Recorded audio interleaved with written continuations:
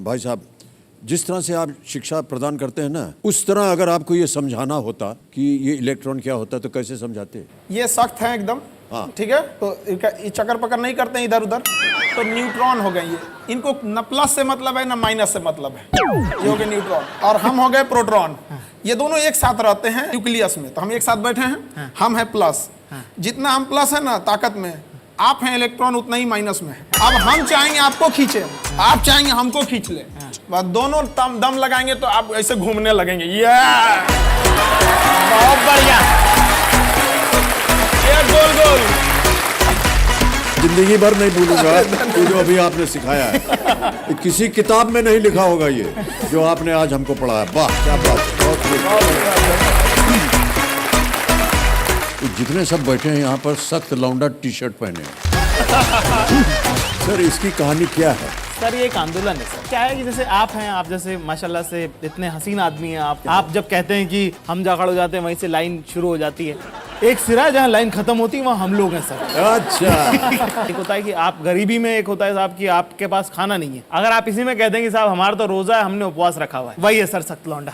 अरे भाई साहब क्या बात कही है आपने। सर देखिए ऐसे एक शेर लिखा है इसके लिए एक बार ऐसा कि तेरे जाने के बाद जो मैं रह जाऊंगा वो मुझसे तो नहीं संभलता, इसलिए पत्थर कर लिया है दिल को, अब कहीं नहीं पिघलता। वाह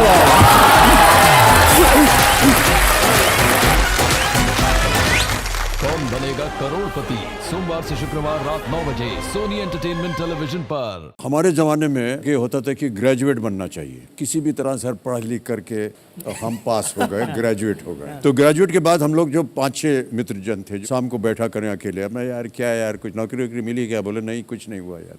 एक दिन क्या हुआ, एक लड़का था वो बोला यार हम बताएं आपको हमारा प्रॉब्लम क्या है। हमारा प्रॉब्लम है ये कि हमारे बाप ने हमको पैदा क्यों किया था।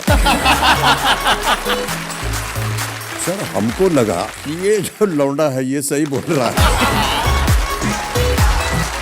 तो जिंदगी में पहली बार और आखिरी बार बाबूजी के सामने गया मैं और उनको हमने बोल दिया कि आपने हमको पैदा क्यों किया था।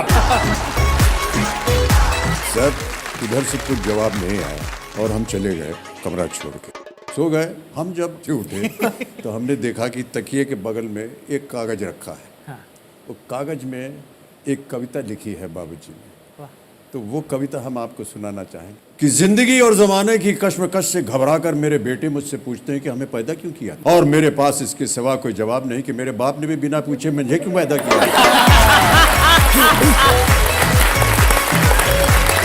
और उनके बाप ने बिना पूछे उन्हें, और उनके दादा ने बिना पूछे उन्हें। जिंदगी और जमाने की कश्मकश पहले भी थी, आज भी है, शायद ज्यादा। तुम ही नई लीक रखना, अपने बेटों से पूछ के उन्हें पैदा करना। क्या बात है।